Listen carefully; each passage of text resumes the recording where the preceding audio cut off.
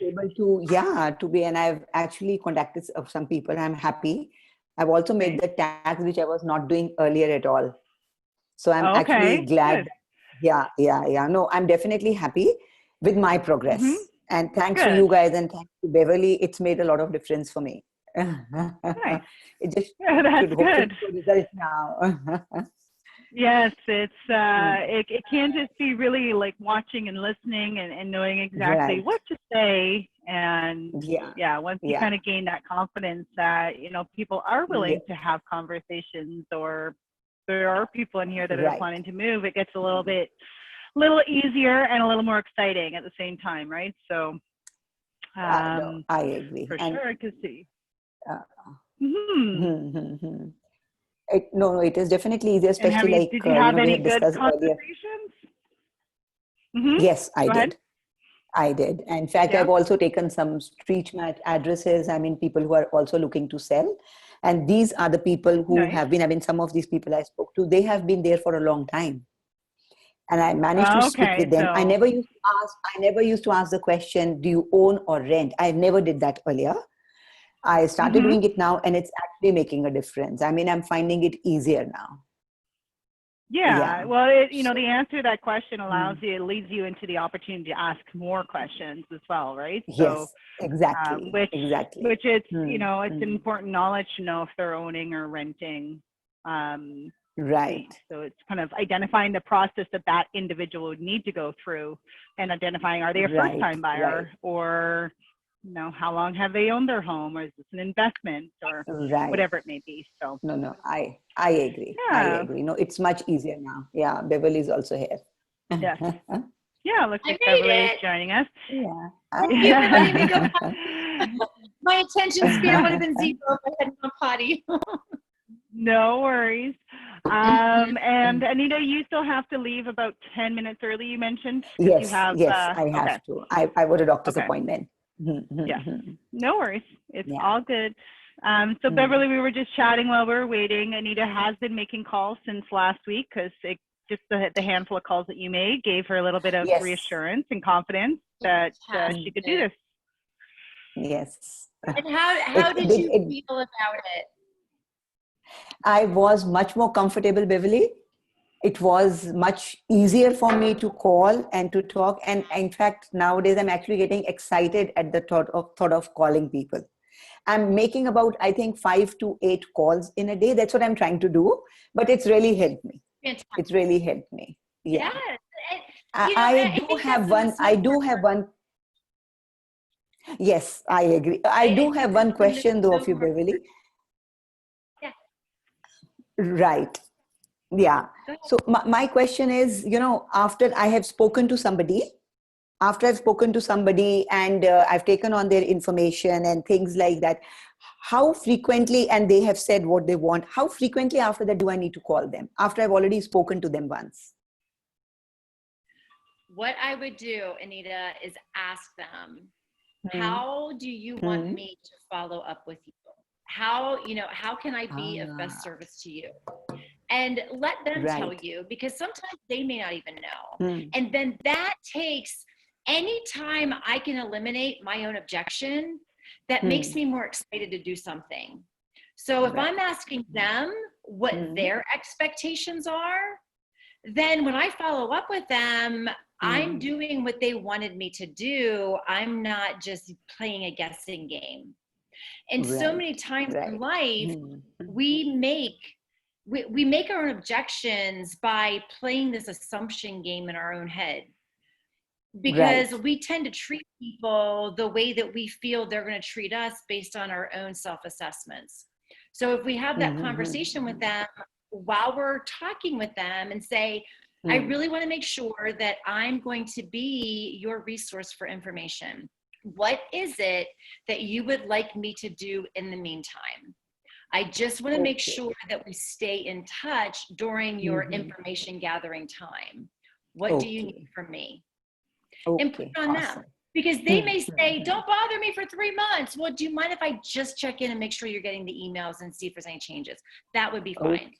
Okay. Not to follow up with them every few days now, Right. once they've started receiving the listings, right? Yeah, just ask them and get as much information as you can from them. One of the biggest mistakes I made in the beginning was I would talk too much in that first conversation. Then I didn't feel like I had anything left to tell them. Right. Because you sit there and read your notes and you're like, why am I going to call them back? You know, and that's why it's always more easy to call people you never spoke to than to call people back that you've had conversations with, because you don't know how to have that second date, so to speak. Right. It's kind of awkward, right? It's like, well, I've met you. We've had a first date. I liked you. I think I want to see you again. But ooh, when I see you again, am I going to like you as much as the first time? Right. Okay, great. So just ask them, you know, how can I be of best service for you to meet your expectations? And they appreciate that. You know, just think of yourself going to a retail store or going anywhere. If somebody asked you, how can I best meet your needs over the next couple of months until I see you again? You'd be like, oh, wow, I don't know. Right? Say, well, I just want to check in and follow up and just, you know, carry on the conversation. So there you go. Sure. Awesome. Was that helpful? Thank you. Thanks. Yes, it was very helpful. So what is our game plan today? That was a great question, because I think so many of us do really fail in the follow-up because it's uncomfortable. Right. And is it my internet, Crystal? Am I the one lagging? Yeah, it's your internet. Yeah, your bandwidth. It's just saying your bandwidth is very low. So I don't know if you have a bunch of stuff running. Mine is also now saying it's unstable, but it just says your bandwidth. So I don't know if you have stuff running. It's raining and everyone is home because of the COVID. So everyone's pulling on the bandwidth in our car, plus the rain. Okay. And if it gets real bad, I don't even know if I can hotspot because my data is bad inside my condo too. Like, we can hear you okay. It's just your video is just lagging a bit. Okay, so the video's okay. No, the voice, the audio is okay. Yeah. Okay. Yeah. I just get afraid making phone calls when my internet lags, because then they can't hear me on the other side. Yeah. We can hear you okay. It's just okay, good. So what is our game plan? Let's do this. Right. So I've actually started my ad again. I had stopped it in between Google ad, and I've started that again. So I've tried to reach out to these people, but maybe we can just start off with the new leads which have come in, because I was not able to actually get a hold of even one of them actually. Okay.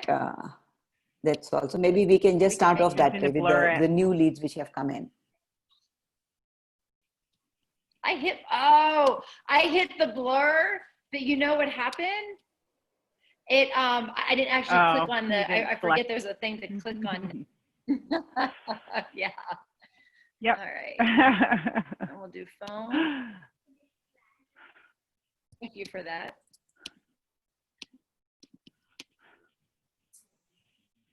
All right. So I think it automatically defaults into most recent registration, doesn't it? Yeah, it goes by date created. So the ones at the top are the most, yep. The ones at the top are the most recent registrations. You just want me to start at the top and roll? You got it. I think that will be great. Yeah. All right. It is slow. We're going to have success. Hope so. Look at that. The second screen again. Yeah, and we try to look into that. I don't know why your tabs are opening in a new window. Never used to. Tab. It started.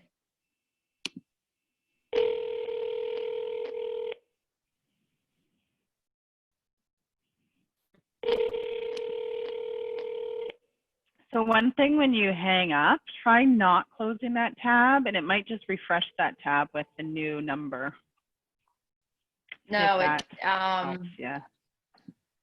Or does it open another tab again? It doesn't matter. It's just the time that it takes to open the tab. Yeah.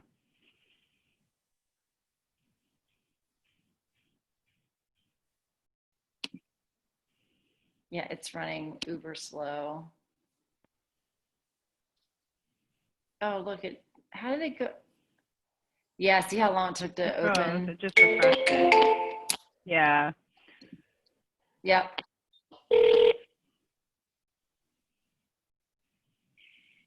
Hi, you have reached Norris. Sorry that I've missed your call. Please leave. That's a good number. Yep.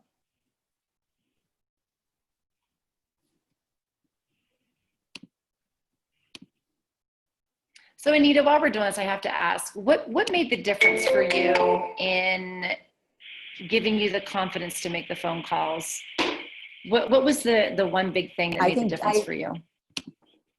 I think I did not know what to say.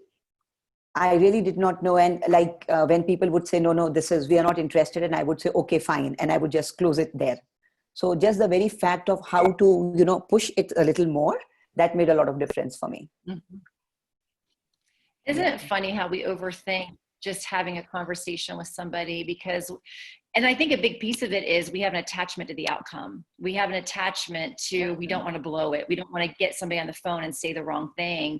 But in reality, all we're trying to do, where are they in the process? And how can we fit into their story? What's their story and how can we fit in? Right. Yeah.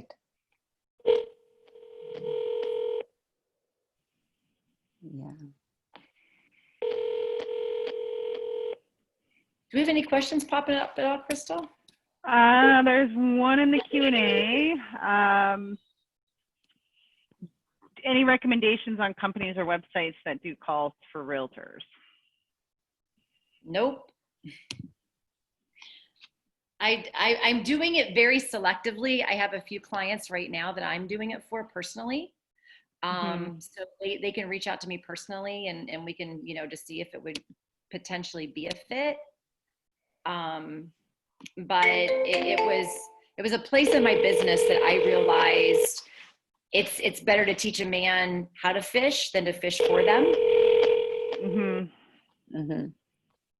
But also completely understand, the limited time that agents do have. It has to come down to expectations as far as what is an opportunity. And really qualifying what is an opportunity.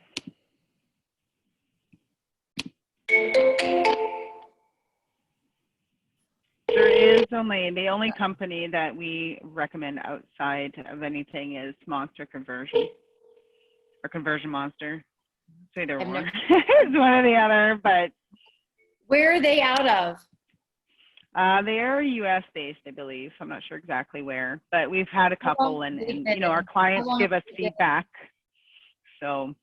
How long have they been in existence? I have no idea. No idea.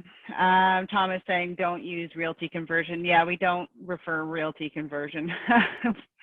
We discovered that wasn't a good one. So really we kind of base feedback because on our clients when we ask if they happen to bring it up, because there's certain where they have their plans and systems in place. I had one client that was spending, like $1,000 a month to have someone call her leads, only to find out they'd only call after 6 at night. And she's like, I could have done that. Like the whole reason I'm paying you is to make the calls when I'm. That's exactly why I like to have consultations with anybody before I take them on, because if you have your systems in place properly and you know who to hit, you don't need you don't need to pay for anybody to make your calls. Pay yourself $1,000 a month and spend, like we helped with Anita. She's like, I'm going in there, I'm making 5 to 8 calls. Well, that's way more than what you were doing in the first place, right? Oh yeah, absolutely. Yeah.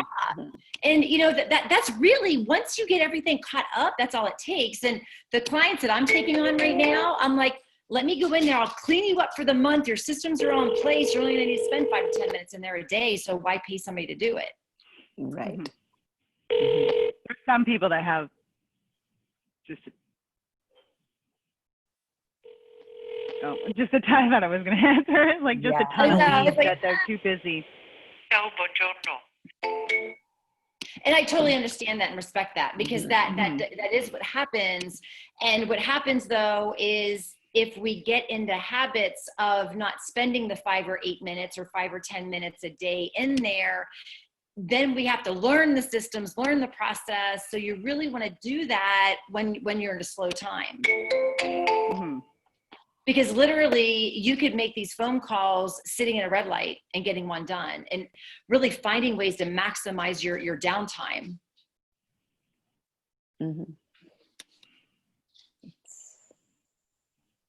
Because a lot of this is the consistency. It's not even ringing. Yeah, sometimes it doesn't. It is on their end. I can promise you that it is on their end. Oh, okay. Because I've gotten callbacks from people that it doesn't even ring.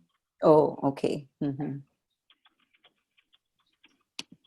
You got some really complicated names in here. Yes. Oh my goodness, look at these names going,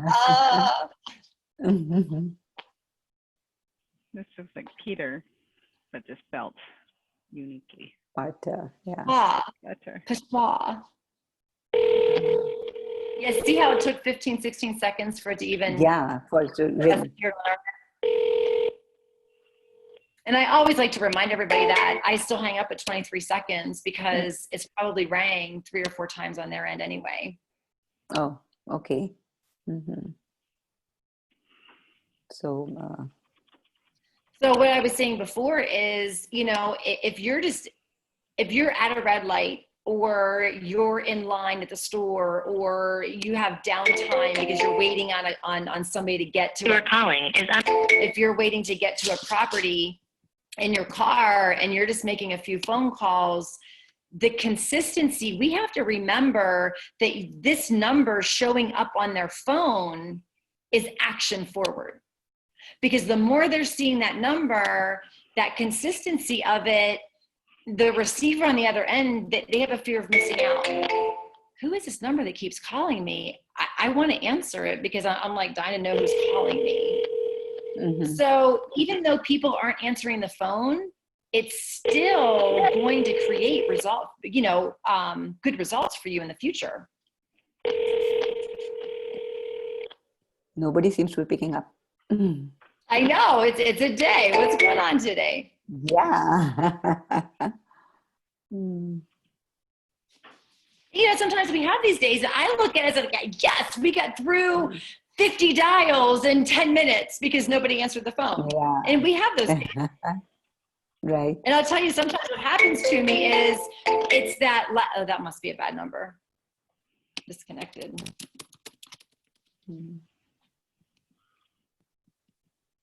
You know, we always have to look at the positive in everything that we do, because no matter what we're doing in the moment that we're doing it is a lesson. And it's up to us to decide how we're going to react to the lesson. Are we going to look at it as, I just spent freaking 30 minutes on my website, I didn't get a hold of anybody? Or are we going to say, I got all these dials done and I got a call back, or I got all these dials done, that's one more dial that I don't have to do. Right. So the glass is always half full. I tell people to play little games with themselves, watch their stats, see how many calls they made last week and see if they can't beat it even just by 5 calls. Or if you're a team, because of the stats, kind of like have competitions. Who has the most talk time, regardless of number of calls, who had the most conversations with their leads this week? Or well, if I have any joggers out there or runners out there or even bikers, when I run, I'm like, just to the next driveway, just to the next mailbox, just to the next post. And then I get there and I'm like, okay, the next driveway, the next driveway, next mailbox. And I play this mental game with myself, because there's something to be said about, oh, just one more lead. Oh, just one more group, just one more lead.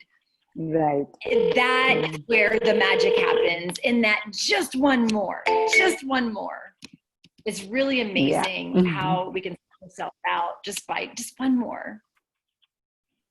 I only got 20. Well, when I do my call list, I usually throw 25, 50 in at a time.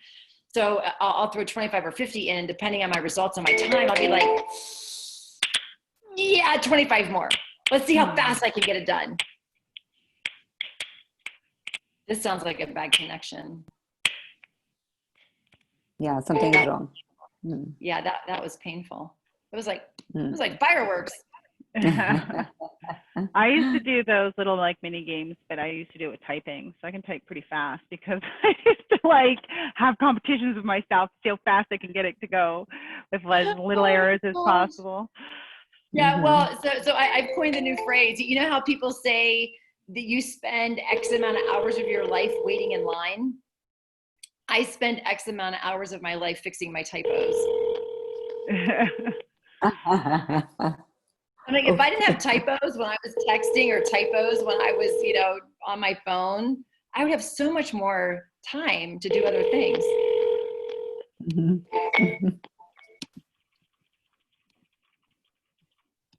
All right, we've made about 18 dials. Something's got to give here. Yeah.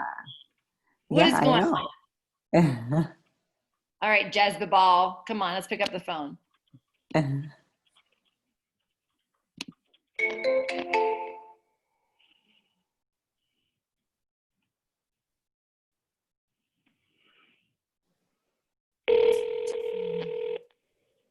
then after 19, 20 dials, we start to have this internal conversation in our head when we're sitting at home and we're in this negative space. We're like, right. Are the calls actually going through? Is their phone really ringing? Because there's sometimes I'm not hearing the phone ring. So we start playing this game with ourselves that takes us down this rabbit hole where, it was an off day. Well, today is it nice? So the weather nice outside, Anita? Yeah. Yeah. Quite nice. So there's probably a lot of people outside. That's why you're not getting them. They're out enjoying the sun. Right. So Beverly, I wanted to ask you one thing. For Hi, some leads, Mario. Yes. Hey, this is Beverly. Just on a quick check-in, Mario. It looks like you've been online looking at some homes in Mississauga. I already bought the house. You did? So did you already close on it? You've moved in? Yeah, I've been living in it for 3 months. Awesome. So you were just, okay, gotcha. So you were just online. You must have maybe opened an email or you were just maybe. curious as to what's going on. Well, thank you. So where did you purchase that? No, just a quick question, Mario. Where did you purchase that? And would you be interested in staying up to date with the market? Nope, I guess not. Nothing gained, nothing lost, though. Hey, that's one less you gotta try and call. Yeah. All right, so you purchased 3 months ago. Talk to Lee. When was he a lead from? 107 days. So just about 3 months. Yeah. Yeah. I started at the top and she had her ad spend off for a while, right? So we're getting into older leads now. Yeah, so these are older leads, but he probably like 100. If he bought, he's been living there for a few months. He might have already purchased by the time he registered as well, right? I think looks like that. Well, that's why I like to ask because it's not somebody I'm going to convert. It's like, when did you buy? Where did you buy? Like, the more information we can get. So what I've done is this is somebody that I don't trash. It's obviously a good phone number. We know that he already made a purchase. So we're just going to put him on the aisle, on the shelf of the grocery store. So we put him in the buyer lost aisle section, and we put him on the shelf if he's already purchased. Right. So if ever you want to go and do any type of campaign with somebody that owns a home that is already purchased, you can send out mass communication and say, hey, I know you've already made a purchase, but I just wonder if you want to stay up to date with the market, whatever. Right. Okay. That way, we're organizing your leads as we're having conversations. Sure. So now he's going to be moved to contacted. He's going to come out of the call filters that I like to set because now it's no longer try to contact. We know what his story is. Okay.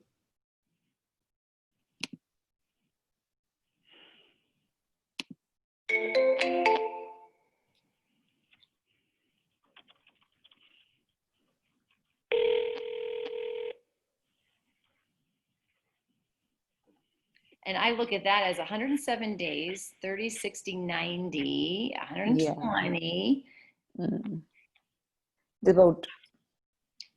He had come in right at the opportune time to where he may have, what a lot of people do is they have that buyer's remorse. They come in, they see a property, they put a contract on it, and they've been looking for a while. And they do that one last ditch effort just to make sure there's nothing else better out there.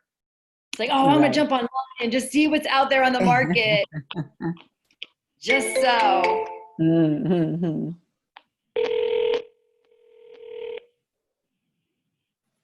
And it was funny. So I don't have my license here in Atlanta, and I'm looking to go into a 2-bedroom from my 1-bedroom here in my condo. And I'm like, I'm one of them that is on the other. Hello, Vince?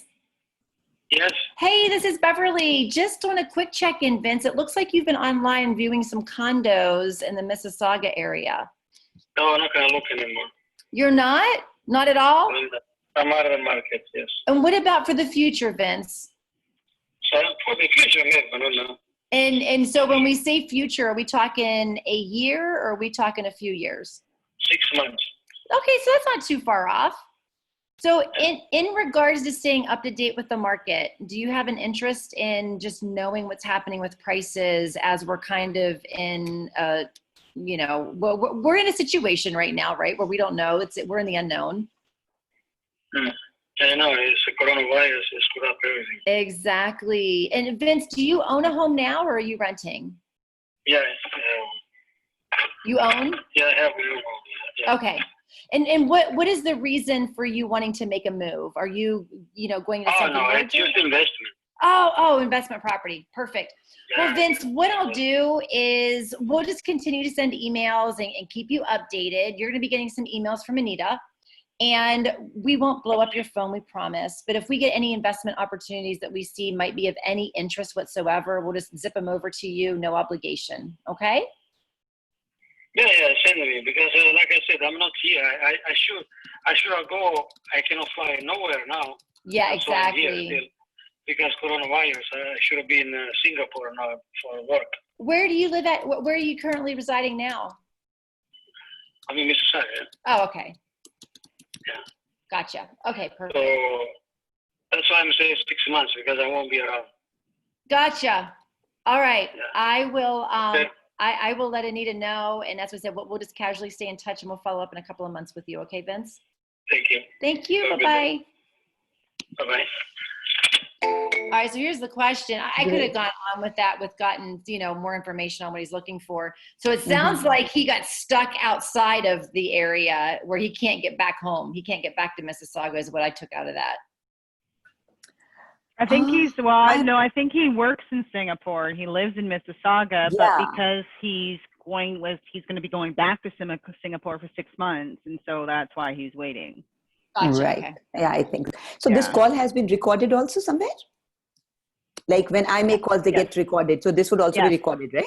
Oh, yeah. Okay. Awesome. Yeah. Mm-hmm.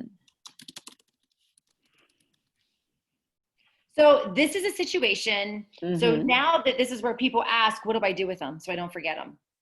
And this is where, depending on the potential of investment properties in your market, some agents are like, no, I don't want to work with investors. There's no investment opportunities in my area.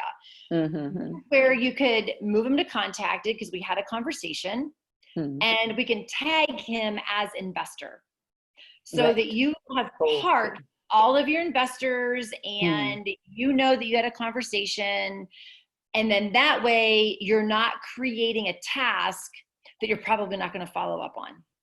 Sure. But if we had now we don't have all the information from him yet. So we can look at it from a perspective of, is this somebody that you want to call back in 2 months and go, hey, Vince, I know last time that you had spoke with one of my colleagues, it was going to be a couple of months. I just wanted to update you on the market to let you know what we're seeing in the area. See if you can get a little bit more information out of him. Are you looking for, what exactly are you looking for on a return on investment? Okay. But it's up to you. And this is always going to be ebb and flow in your business, because the busier you are, the less time you're going to have to follow up with people like this, right? Right.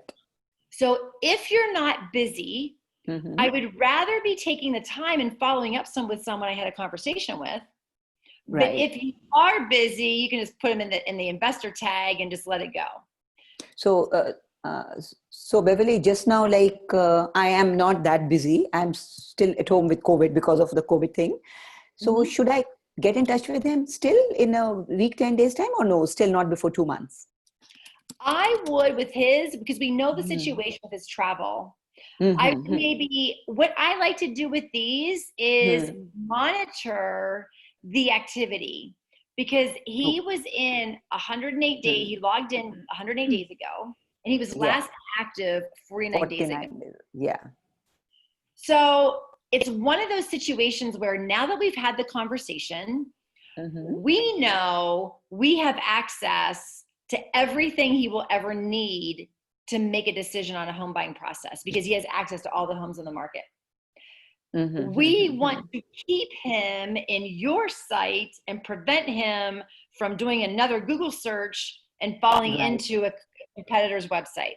Right. So when I look at those situations, yes, to answer your question, this is building that pipeline through time to say, okay, he may be worth me following up on in 2 months, but in 3, 4, 5 months, if he doesn't purchase, he may end up going back by the wayside, because you've now built your pipeline up so much that you're moving your leads in priority, and you're kind of dispersing them into the sea of these people or what's going to rise to the top, right?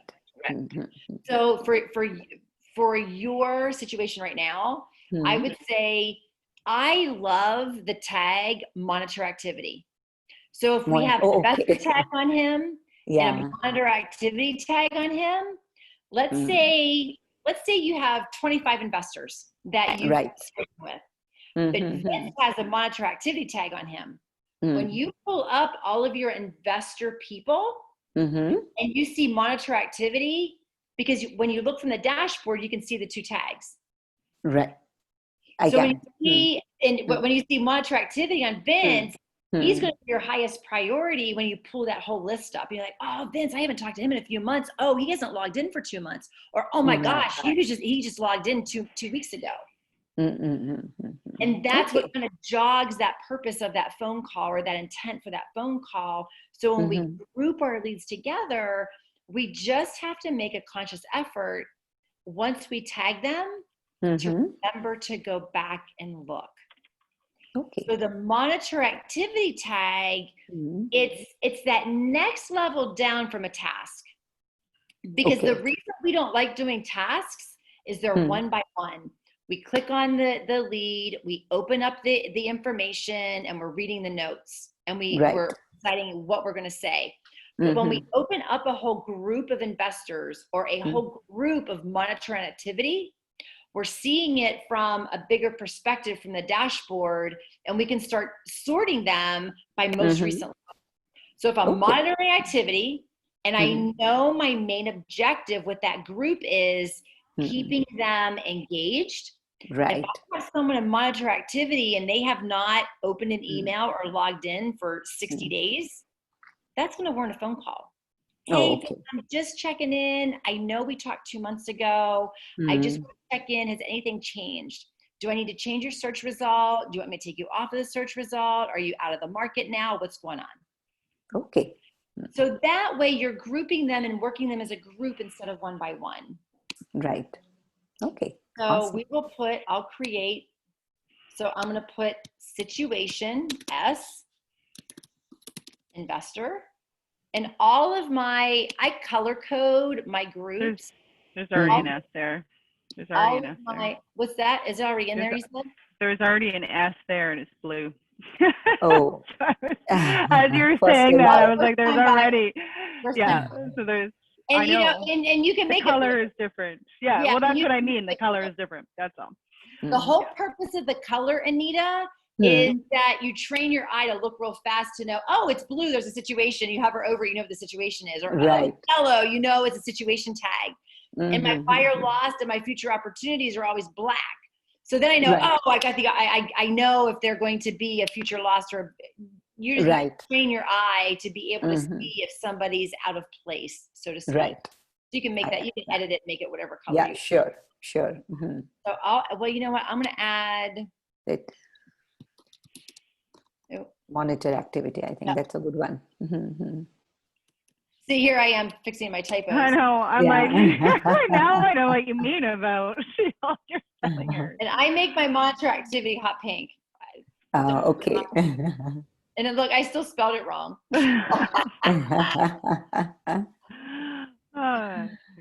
You too can do this. All right, so we're going to monitor activity, and we're going to be investor, and we'll add that to him. So one thing down at the bottom of the lead as well, Beverly, is there's the lead data where there's a buying in time frame that you can actually select. So it's where it'll be, you know, in his case, it'd be buying in to 12 months. Yeah, you see it? Buying in on the left column. Yeah, that one. Yeah, right. And then that shows up on the home page on the dashboard, so you can visually see what that person's time frame is. And again, consciously making sure you're working that so that everybody's in that right group. And now let me ask you this, Crystal. Is the system smart enough to know that I checked it 6 to 10 months today, that in 6 months it'll go 3 to 6 months? Not yet. They are working on that.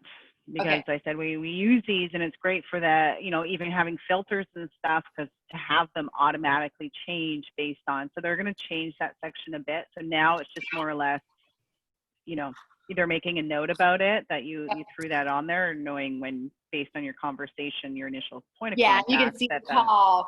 And it's making that conscious effort to make sure that you're moving them, because the system is only as good as the person working it.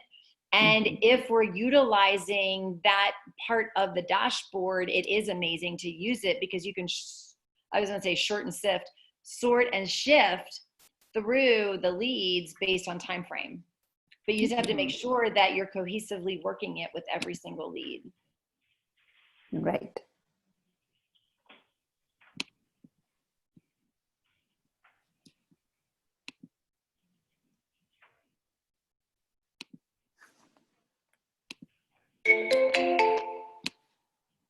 Any questions pop up at all, Crystal?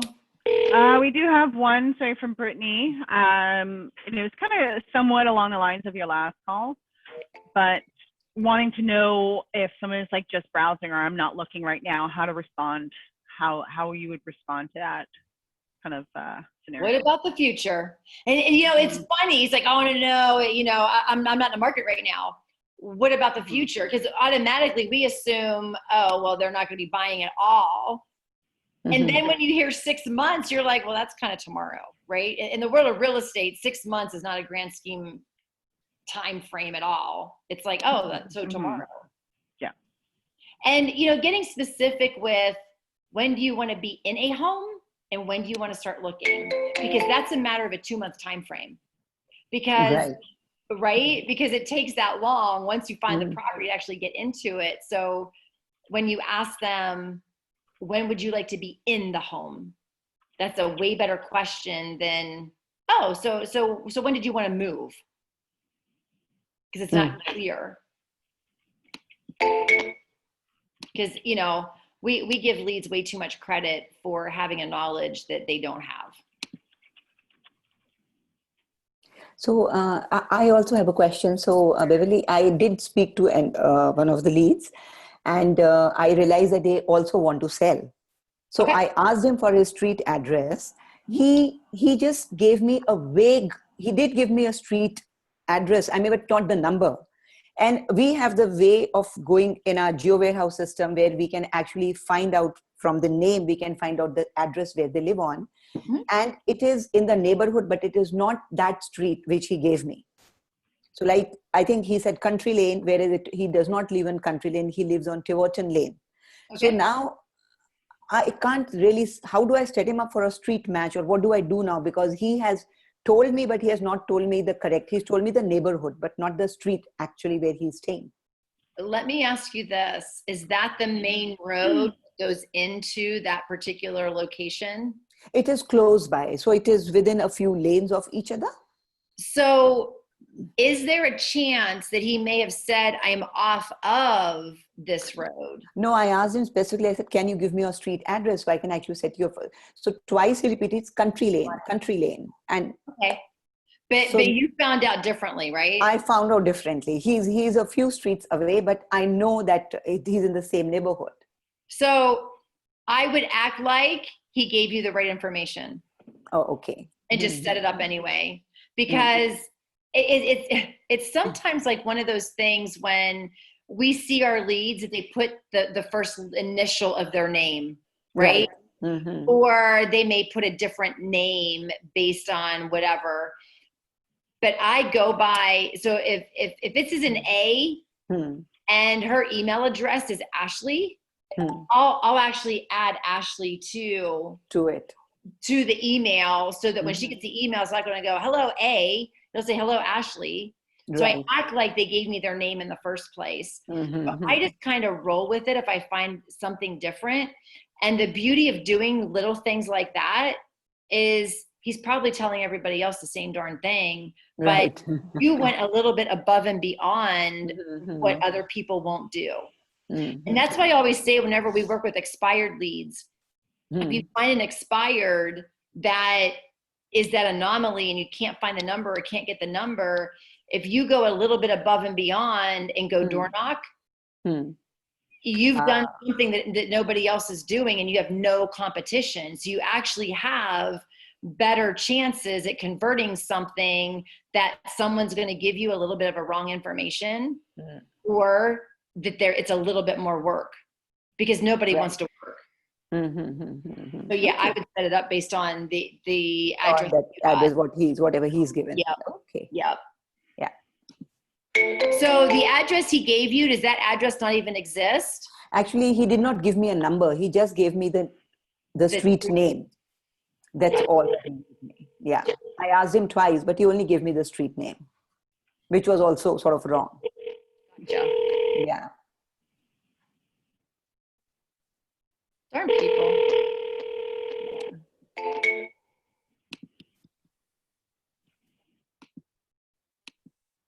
I don't know why. I need to change my screen from jumping. It's driving me crazy.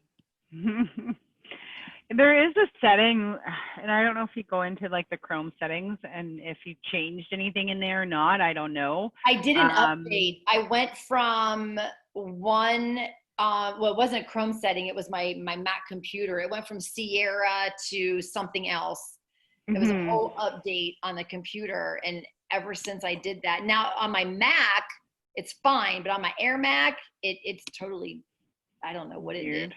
Yeah, I know. We were trying to find settings all over. I'm like, why do they have it for Safari where you can figure this out? But Chrome really doesn't have a lot of features with regard to setting up the tabs and stuff like that. So the only thing you can do is revert to the original settings and see if that does anything. But yeah, it's really kind of weird. You know what's even more annoying? Is when Facebook changes their algorithms and they change, well, not so much their algorithms, but when they change where everything is in Facebook and then they Google something to find it. And the latest tutorial is in the old place and you still can't find the new place. You're like, oh my gosh.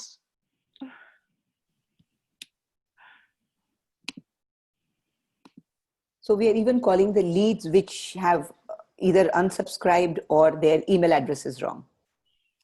I just pulled up the leads that the number was valid.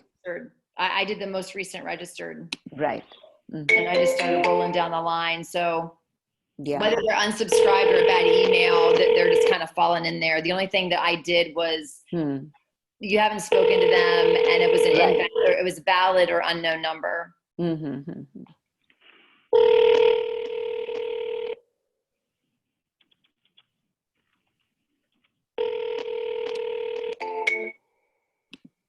I didn't even do, so what is 98 days ago?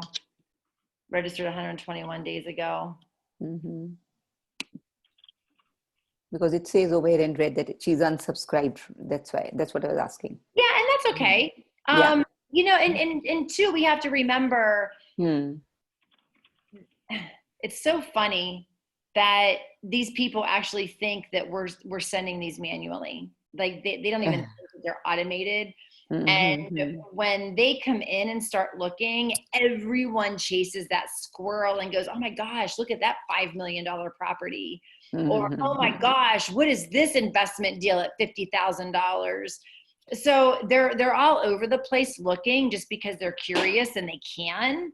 Right. So it throws off their search criteria of what they're getting updates for. So when they're getting the emails and they open up the emails, they're like, what's this shit? Unsubscribe. But they really don't mean to unsubscribe.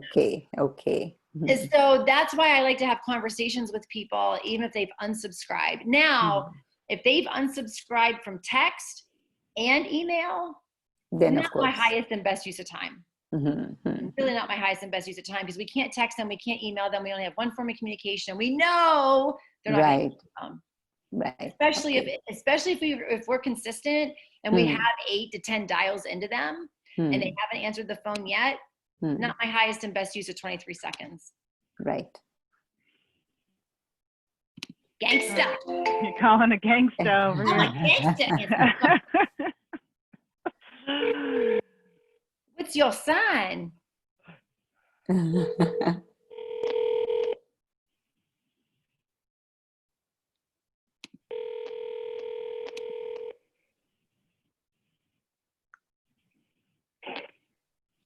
Hello?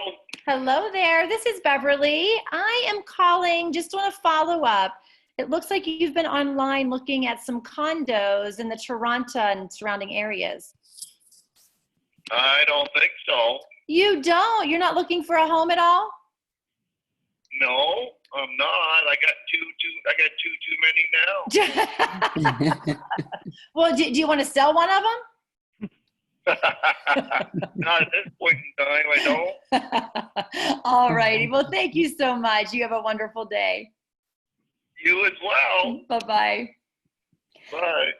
I couldn't bring myself to ask him if he's gangsta. So just because we're on here, I would have confirmed an email address with him. Email address is red actually. Yeah, So it's invalid, but it's invalid. And so there was really no way of so what I would have done was there was nothing more I could have done there. It was just obviously bad contact. So we can put wrong number. This one you can put in a trash. It's a bad email. It's obviously a bad phone number. But I do always say not the correct person, not looking. Right. Because I like to track the fact of why is it a bad number. Right. The wrong number. And I think I have to go now, Beverly, because I've got a doctor's appointment at 3. So I'll just be rushing now. All right. Well, we've got a lot done. Yeah, thank you so much. You are so welcome. Thanks for being so Bye-bye. flexible. thanks, Anita. Bye-bye. Bye. Bye now. Crystal, do we have any other questions? No, nothing's popped up. So if anyone does have any questions while we have 10 minutes here, shoot them over. And we can answer them Now's for the you. time to ask.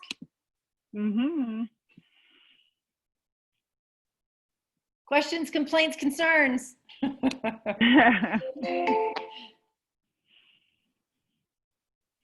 What's the market like? What are, so I'd like to hear from some people on what their market's like. It's very random here in the States. I have one of my clients, she's the busiest that she's ever been. And she's running around the chicken with her head cut off. She had one contract fall through because a college professor, he had just gotten hired right before COVID and they just let him go. Oh, and no. He had just put a contract on a house and he actually got let go before the contract was even accepted. It was kind of a blessing in disguise, but. Tom is asking, can you talk more about the follow-up from people that have a longer timeline and talking about more about follow-up? Because that, and when Tom's bringing that up, that's where I think a lot of people fail at their lead gen. They're so anxious to get the initial phone call and person on the phone that they forget all about the follow-up. And the follow-up is the bread and butter. It is. On all of this. But for us, you know, junkies, us sale junkies, it's totally out of our personality realm and it's not fun. Mm-hmm. So we have to trick our brains and make it fun to say, okay, I already had a conversation with this person. I have a better chance of converting them than I do someone new. And we really have to change that perspective. And I'm just going to go back on when Anita and I were first talking about that follow-up is I learned this when I was calling expireds, because expireds are always like, well, just send me something. Okay, how many people did you say that to? The other 50 people that called me. Well, out of those 50 people that you said, send me something, how many mailings did you actually get from those agents that you said, send me something? Maybe about 5. Okay, well, I don't want to be just like everybody else. What can I do in the meantime? If you're not interested right now, I'm not your typical agent, and I'm not going to just drop something in the mail for you to not remember me and go into a lottery. I'm really concerned, and I want to help you with your investment and move you forward to your next chapter of life. What can I do for you? People today do not hear that enough. So with any lead that we are following up with, it's asking the permission and getting the permission that makes the difference in our follow-up, because it makes us want to do it more, because now they've told us what they've wanted. And I hear from agents all the time, well, if someone calls me and tells me they want to look at a house, I'm great, I can close it. Well, they're basically telling you what to do to make it happen. So it really gives us more of a permission and more of an excitement to follow up with them. So as we're having that conversation, and say someone's 9 months out, within the 9 months, what do you want to be working on, and what's important for you to get information to help in the process of helping you make that decision in the future? What can I be doing for you, and how would you like me to follow up? Do you want me to just drop an email? Do you want me to call you? Do you want me to make sure that I'm keeping you up to date with the market? What's most important to you through this time? And find out from them, because if we sit back and assume, we may call them too much, and then they're like, oh my God, this person is so consistent. But we never know, because they may enjoy your consistency, or for a different personality, they may be annoyed by your consistency. So we can never win. So leaving it up to them is the most important thing. What you got there, Crystal? It says, I've had some seemingly great combos with people. Asked them when would be a good time to follow up. Seems like it went great, only to get ghosted afterwards. The ghosting. Okay. So this is a perspective I'm going to take it from. Ghosting is absolutely always going to happen. We're not going to be able to prevent it. And I'm going to go with, you've probably ghosted someone in your life too. And the only reason we ghost, a couple of reasons. One, our situation has changed and we don't quite know how to tell you. And when I say situations changed, they may have had life happen to them and they're not able to make a move right now. They may have had a death in the family. They may have had a financial crisis. They may have had a job loss. They may have had something dramatically happen that they don't want to share with you because they don't need to. You're not a priority in their life. You're not an important person in their life, and they don't want to talk about their life situation.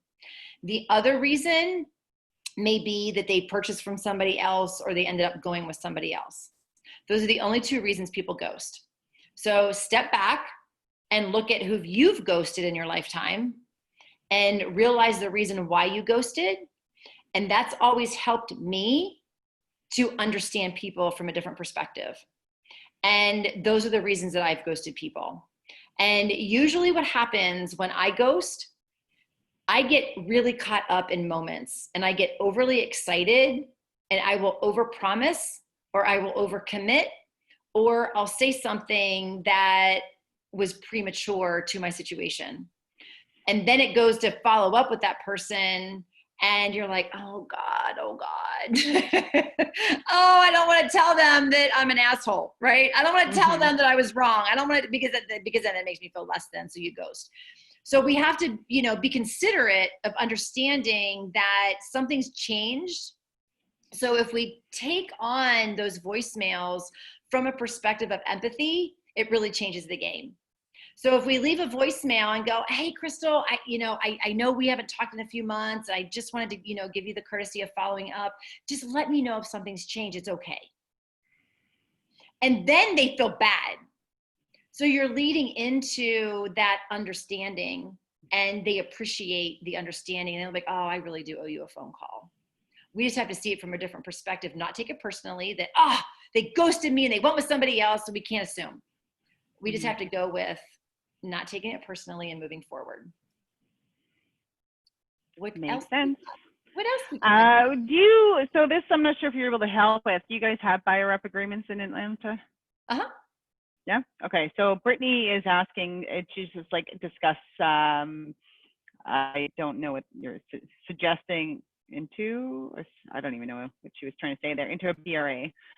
So buyer rep agreement with regard. So I don't know if this is a discussion with the lead, if you would even have that discussion with the lead, or do you wait to have an appointment with them before you discuss any kind of agreement? Buyer rep agreement, can you discuss segueing into the, oh, yeah.